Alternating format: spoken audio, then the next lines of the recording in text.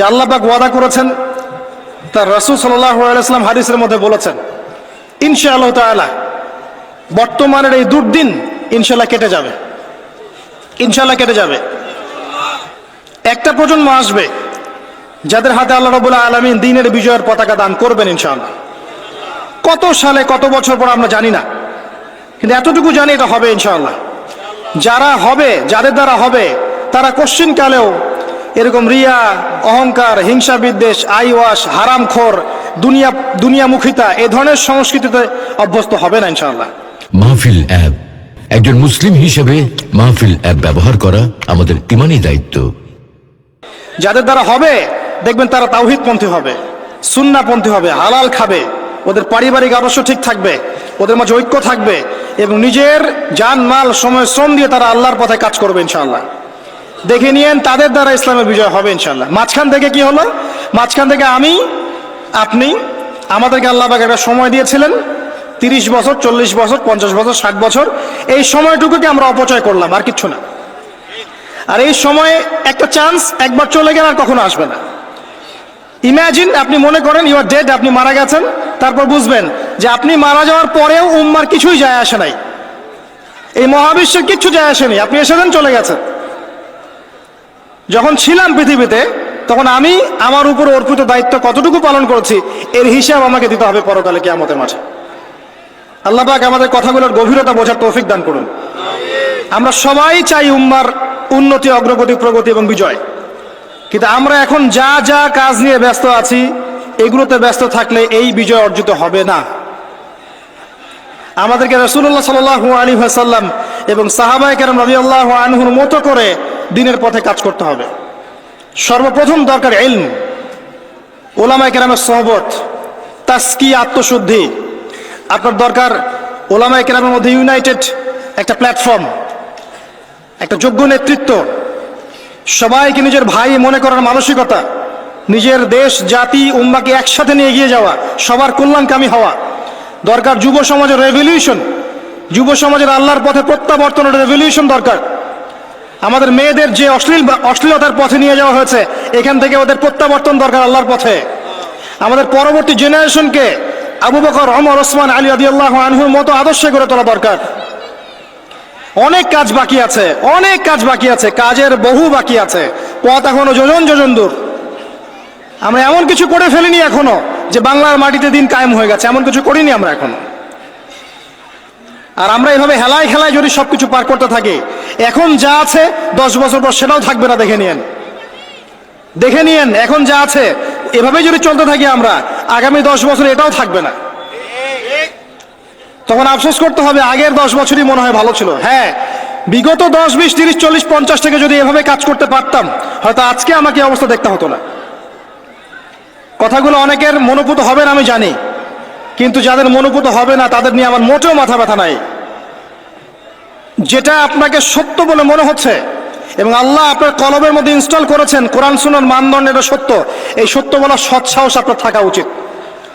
তার পক্ষে একজন মানুষ থাক আর 1 লাখ মানুষই থাক, যদি এমন কোনো কথা সত্য হয় যেটা কেউ বলেনি আগে, আপনার সাহস করা উচিত সেটা বলার জন্য। আজকে থেকে 6 বছর আগে বলেছিলাম যে পেপার মানি থাকবে না, বলেছিলাম। আগামী 10 বছরের মধ্যে দেখবেন ইনশাআল্লাহ তাআলা, ওয়াল্লাহু আ'লাম বছর কত, আগামী সময়গুলোতে দেখবেন পেপার মানি বলে কিচ্ছু থাকবে না, ডিজিট দিবেন, খালি ডিজিট। তার চেয়ে ডেঞ্জারাস বিষয় হচ্ছে এই ক্রিপ্টোকারেন্সির উপরে গভর্নমেন্টের কোনো নিয়ন্ত্রণ থাকবে না। ক্রিপ্টোকারেন্সির উপরে গভর্নমেন্টের কোনো নিয়ন্ত্রণ থাকে না, এটা আরো ডেঞ্জারাস। এতে করে একটা জাতির সম্পদ লুটে নেওয়া সহজ হয়। যারা এই কাজগুলো করছে পরিকল্পিতভাবে করছে, এমনি এমনি করছে না, সুপরিকল্পিতভাবেই করছে এগুলো। অতএব যেটা বর্তমান, সেই বর্তমান সম্পর্কে যদি আপনি সচেতন না হন, আপনার কাছে মনে হবে যেটা ভবিষ্যৎ বক্তা মনে হয়, অথচ এটা ভবিষ্যৎ ছিল না, এটা বর্তমানই ছিল। আপনি বর্তমান সম্পর্কে গাফেল ছিলেন বলেই বুঝতে পারেন নাই। আর এখনো যেটা বললাম এটা বর্তমান, এটা ভবিষ্যৎ নয়। বর্তমান সম্পর্কে গাফেল থাকলে আপনি বুঝতে পারবেন না। লাহুম কুলুবুন লা ইয়াফকাহুনা বিহা ওয়া লাহুম আযানুন লা ইয়াসমাউনা বিহা ওয়া লাহুম আ'য়ুনুন লা ইউবসিরুনা বিহা উলাইকা কাল আনআম বাল হুম আদাল ওয়া উলাইকা হুমুল গাফিলুন। আজকের বক্তব্যের টপিক এটা ছিল না যে আমি আলোচনা করলাম, আমি অন্য কিছু চিন্তা করেছিলাম, কিন্তু আমি আশা করি এই কথাগুলো আপনাদের কাজে দিবে, এই কথাগুলো মানুষের কাছে ছড়িয়ে যাবে ইনশাল্লাহ।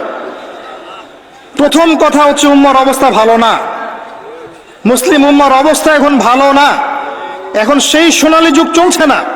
এটা আবু বকর, ওমর, ওসমান, আলীর যুগ নয় রাদিয়াল্লাহু আনহুম। এটা উসমানীয় খেলাফত নয়, উমাইয়া, আব্বাসীয়, ফাতেমি খেলাফত নয়। এটা মিশরের মামলুক শাসন নয়, কর্ডোবার ইসলামিক খেলাফত নয়। এটা তো অটোমান এম্পায়ারদের মতো সময়ও নয়, যখন অ্যাটলিস্ট একটা শেল ছিল। এতিম অবস্থায় আছি আমরা। সারা ওয়ার্ল্ড ওয়াইড তাকান, দেখবেন মুসলিমদের স্বতন্ত্র কোনো খেলাফা স্টেট নাই, আছে?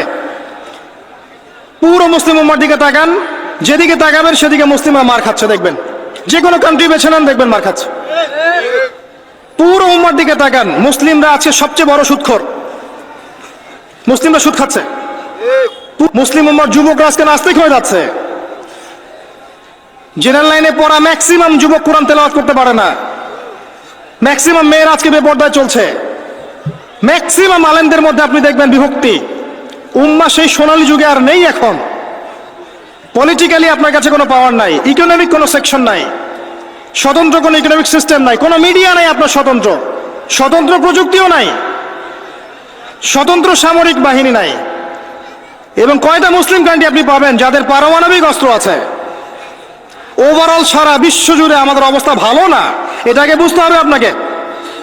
এরপরে আপনাকে চিন্তা করতে হবে কিভাবে কাজ করা যায় ব্যক্তিগত পর্যায়ে, as a nation, as a উম্মা, as a family, as a organization, কিভাবে আগানো যায়। কোনো ফিকির দেখি না আমি যুবকদের মধ্যে এখন। কয়টা যুবককে আপনি দেখবেন যারা ফিকির করছে?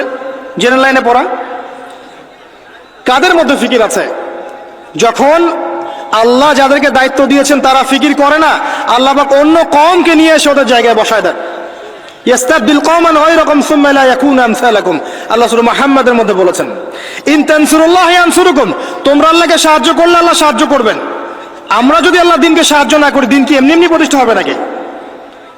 ইন্নাল্লাহা লা ইউগাইয়িরু মা বিকওমিন হাত্তা ইউগাইয়িরু মা বিআনফুসিহিম, যতক্ষণ আল্লাহ পাক ততক্ষণ কোন জাতির অবস্থা পরিবর্তন করেন না যতক্ষণ ওই জাতি তার অবস্থা পরিবর্তনের চেষ্টা করে না।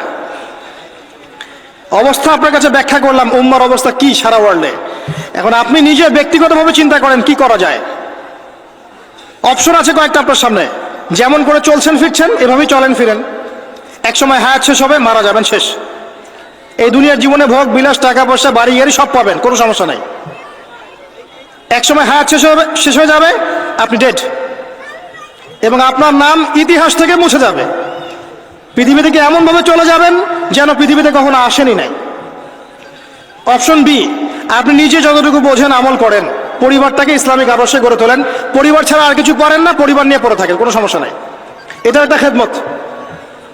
অপশন সি, আল্লাহ পাক আপনাকে আরো বেশি কিছু দিয়েছেন, পলিটিক্যাল পাওয়ার, সোশ্যাল পাওয়ার, উম্মার মধ্যে আপনি আলেম হয়েছেন, আপনার কথা আরো 10, 20, 30 জন মানুষ শোনে, এই মানুষগুলোকে তো দিনের পথে আনতে হবে, এটাও দিনের খেদমত। সবচেয়ে সেরা অপশন হচ্ছে এটাই, নিজে আমল করা, পরিবারকে বাঁচানো, সমাজের মানুষকে সচেতন করা। আল্লাহ পাক যতটুকু সামর্থ্য দিয়েছেন এই সামর্থ্য দিয়ে দিনের খেদমত করতে চেষ্টা কর। ছোট ছোট খেদমত ইনশাআল্লাহ পরবর্তীতে বড় উপকার নিয়ে আসবে ইনশাআল্লাহ। আল্লাহ পাক আমাদেরকে দিনের জন্য কবুল করুন, আমিন। যাবতীয় লৌকিকতা ত্যাগ করার তৌফিক দান করুন। যাবতীয় রিয়া, অহংকার, হিংসা, বিদ্বেষ, গীবত, তহমত, সমালোচনার সংস্কৃতি বর্জন করার তৌফিক দান করুন। আল্লাহ পাক আমাদের মধ্যে বিভক্তিগুলোকে দূর করে দিন। আল্লাহ পাক আমাদেরকে স্মার্ট মুসলিম হওয়ার তৌফিক দান করুন।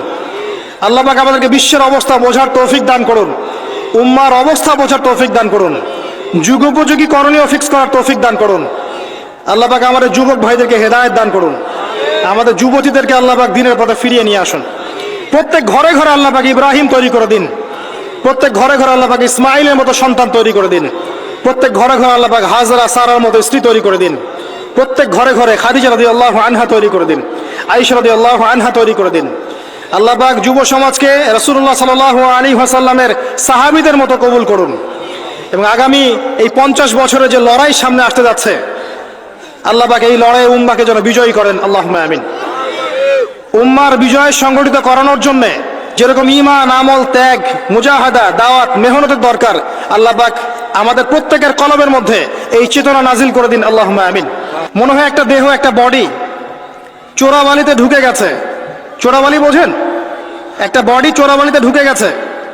প্রথমে ছিল টাকনু পর্যন্ত, যখন টাকনু পর্যন্ত ছিল তখন সে নড়াচড়া করার চেষ্টা করেছে।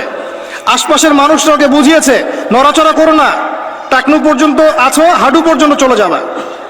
সে নড়াচড়া করা থামিয়ে দিয়েছে।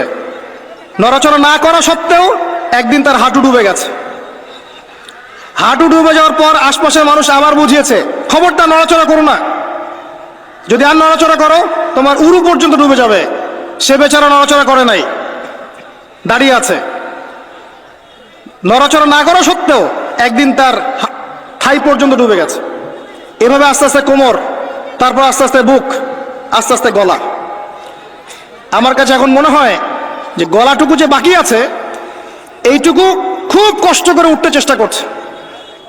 কিছু মানুষ এই গলা সহ বডিটাকে বের করার চেষ্টা করছে, আর আশপাশের ওই মানুষগুলো এখনো বলে যাচ্ছে নড়াচড়া করো না, নড়াচড়া করো না, নড়াচড়া করলে তোমার এই গলাটুকু ডুবে যাবে। এই গলাটুকু একদিন ডুবে যাবে, এমনিতেই ডুবে যাবে। যদি সে প্রথম অবস্থায় নড়াচড়া করত আর আশপাশের মানুষগুলো সবাই মিলে তাকে হেল্প করত, আজকে এই বডিটা স্বাধীনভাবে ঘুরতে পারতো ইনশাআল্লাহ তাআলা। আর এই বডিটা হচ্ছে সারা বিশ্বে মুসলিম উম্মাহ। এই বডিটা হচ্ছে সারা বিশ্বে মুসলিম উম্মাহ। জানি না আমার কথা আপনি বুঝতে পারলেন কিনা। বাস্তবতা এমনই, বাস্তবতা এমনই। এখন আপনি চেষ্টা করছেন বের করা নিজেকে, আবারও পুরো দেহটাকে বের করব, পুরো দেহটা আবার স্বাধীনভাবে হাঁটবে ইনশাআল্লাহ। কিন্তু আশপাশের মানুষ বলবে নড়াচড়া করো না, নড়াচড়া করো না, যতটুকু আছে এতটুকু ডুবে যাও। এরা শুরু থেকে এই কথাই বলে এসেছিল, আজ পর্যন্ত এই কথাই বলে যাচ্ছে। বডি আস্তে আস্তে টাকনু, হাঁটু, কোমর, বুক, গলা পর্যন্ত ডুবে গেছে। পুরো বিশ্বের দিকে আপনি তাকিয়ে দেখেন, মুসলিম উম্মার এর চেয়ে বেস্ট এক্সাম্পল আমার কাছে জানা নাই এখন। তবে ইনশাআল্লাহ এই দিন থাকবে না। ইনশাআল্লাহ তাআলা আল্লাহ পাক অচিরেই এমন প্রজন্ম নিয়ে আসবেন যারা পুরো গলা সহ বডিটাকে টেনে বের করবে ইনশাআল্লাহ। এখন আমরা যা করছি এগুলো করতে থাকলে কখনো এই কাজ সম্ভব হবে না। প্রথম যে কাজটা দরকার, প্রিয় ভাইরা, আমার কথায় মন খারাপ করবেন না, প্রথম যে কাজটা দরকার সেটা হচ্ছে তাওহীদ, আল্লাহ পাকের একত্ববাদ। এই তাওহীদের সাথে কোনো কিছুর শরীক করা যাবে না, টোটালি খালেস তাওহীদ লাগবে। এবং নবীর সুন্নাহ সাল্লাল্লাহু আলাইহি ওয়াসাল্লাম, তাওহীদ এবং সুন্নাহর সাথে কোনো আপোষ করা যাবে না। এরপর দরকার আপনার আদর্শ পরিবার এবং হালাল রিজিক। এরপর দরকার আপনার উম্মার মধ্যে ঐক্য এবং ওলামায়ে কেরামের কাছে গিয়ে দ্বারস্থ হয়ে তাদেরকে রিকোয়েস্ট করা যে আপনারা ঐক্যবদ্ধ হন আল্লাহর ওয়াস্তে। আর কবে ঐক্যবদ্ধ হবেন? কবে ঐক্যবদ্ধ হবেন? আপনাদের দিকে সবাই তাকিয়ে আছে, কেউ আমার দিকে তাকিয়ে নাই, কেউ আপনার দিকে তাকিয়ে নাই। উম্মাহ তাকিয়ে থাকে ওলামায়ে কেরামের দিকে যে আপনারা ঐক্যবদ্ধ হবেন এবং সবাইকে নেতৃত্ব দিবেন। জনগণ, আমাদের মতো আম জনগণ কখনো নেতৃত্ব দেওয়ার যোগ্যতা অর্জন করতে পারে না। যাদের যোগ্যতা আছে তাদেরকেই ঐক্যবদ্ধ হতে হয় এবং এগিয়ে নিতে হয় উম্মাহকে। এখানে ঐক্যের দরকার আছে, এই জায়গায় কাজ করা দরকার, লিবারাল প্ল্যাটফর্ম দরকার। সারা জীবন যদি একজন আরেকজনের বিরুদ্ধে একটার পর একটা সিরিয়াল পর্ব করতেই থাকে, কোনো দিনও উম্মার মাঝে ঐক্য হবে না। আপনি অনলাইনে ঢুকলেই দেখবেন একজন আরেকজনের এগেনস্টে, আরেকজনের এগেনস্টে। এ দুটা কথা বলে তাকেও দুটা কথা বলতে হবে, আর সে দুটা বলে তাকে চারটা বলতে হবে। একজন একটা বই লিখেছে, এই বইটাকে নিয়ে আর 10টা পর্ব করে তাকে ডমিনেট করতে হবে। আরেকজন আরেকটা বই লিখেছে, ওটাকে ডমিনেট করে একটা 10টা পর্ব করতে হবে। চলছে এগুলো কন্টিনিউয়াস। কবে এগুলো থেকে বের হতে পারবো আমরা? আর এই অভ্যন্তরীণ ট্রন্দলগুলো আদৌ কি কখনো শেষ হবে কিনা? আই ডোন্ট থিঙ্ক সো, আমার মনে হয় না। যদি নাই হয়, অ্যাটলিস্ট যারা লিবারাল চিন্তা করে তাদের তো উচিত ছিল ঐক্যবদ্ধ হওয়া। যারা ওই যে উলাইকা কাল আনআম, এদের কথা বাদ দেন। যাদের মধ্যে কলবুন সালিম আছে, ইলম আছে, বাসিরা আছে, নূর আছে, তাদের তো উচিত ছিল ঐক্যবদ্ধ হওয়া। কে নেতৃত্ব দিবে জাতিকে? ধর্মতাত্ত্বিক নেতৃত্ব কি পলিটিশিয়ান দিতে পারবে? ধর্মতাত্ত্বিক নেতৃত্ব কি পলিটিশিয়ানরা দিতে পারবে? তাদের কাছে তো ধর্ম নাই, বিকজ তাদের কনসেপ্ট ডিফারেন্ট। তাদের কনসেপ্ট হচ্ছে ধর্ম এবং পলিটিক্স আলাদা জিনিস। ধর্ম আপনি ঘরে পালন করবেন, মসজিদে পালন করবেন, এর কথা আপনি রাজনীতিতে বলতে আসবেন না। এদের কনসেপ্ট এমন। এই কনসেপ্ট বাদ দেন, যারা ধর্মকেন্দ্রিক চিন্তা করছেন তাদের ধর্মতাত্ত্বিক নেতৃত্ব কে দিবে? তারা দিবে না, আলেম ওলামা দিবেন। এখানে ঐক্যের দরকার আছে না? আহ্বান করতে পারবো সর্বোচ্চ যে আল্লাহর ওয়াস্তে আপনারা ঐক্যবদ্ধ হন, একটা ইউনাইটেড মুসলিম উম্মাহ ফর্ম করেন। আগামী দিনের তরুণ প্রজন্ম এবং পরবর্তী জেনারেশন, আমাদের মা বোনরা, তরুণীরা সবাই তাকিয়ে আছে ওলামায়ে কেরামের দিকে, সবাই তাকিয়ে আছে। আমরা কনস্ট্রাকটিভ কাজের কথা বলছি। ইলম অর্জন আপনার কনস্ট্রাকটিভ কাজ, পড়াশোনা করতে হবে, ওলামায়ে কেরামের সোহবতে যেতে হবে, এটা একটা কনস্ট্রাকটিভ কাজ। যে যেখানে আছি সেখান থেকেই দিনের প্রচার প্রসার প্রতিষ্ঠার জন্য কাজ করতে হবে, এটা কনস্ট্রাকটিভ কাজ। দেশের সরকার, প্রশাসন, জনগণ, ওলামায়ে কেরাম সবাই মিলে একটা বডি, একটা উম্মাহ, একটা দেহ সবাই। এখানে কেউ কাউকে শত্রু মনে করা যাবে না।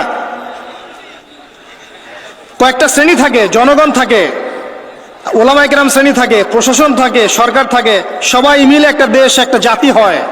সবাই একে অপরের বন্ধু, কেউ কারো শত্রু নয়। এটা বোঝাতে পারা যাচ্ছে না। সবাই একটা দেহের মতো, একটা জায়গায় আঘাত পেলে অন্য জায়গায় আঘাতের ব্যথা অনুভব করতে হবে। কনস্ট্রাকটিভ কাজে আসেন, জাতিকে ঐক্যবদ্ধ করেন, বিভক্ত সৃষ্টি করেন না। একে অপরের সাথে গীবত, তহমত, হিংসা, বিদ্বেষ, কাদা ছড়াছড়ি, অহংকার, রিয়া এবং সমালোচনার সংস্কৃতি ত্যাগ করেন। আল্লাহর জমিনে আল্লাহর দিনটা প্রতিষ্ঠার চেষ্টা করেন। এই কথাগুলো আজ থেকে 10-20 বছর পরে গিয়ে আপনারা বুঝতে পারবেন ইনশাআল্লাহ। তো অপেক্ষা করতে থাকেন। সময় যেভাবে পরিবর্তন হচ্ছে, আজকে থেকে 10টা এবং 20টা বছর যেতে দেন, তারপর দেখবেন অবস্থা কেমন হয়। তবে আমরা এতটুকু বিশ্বাস করি,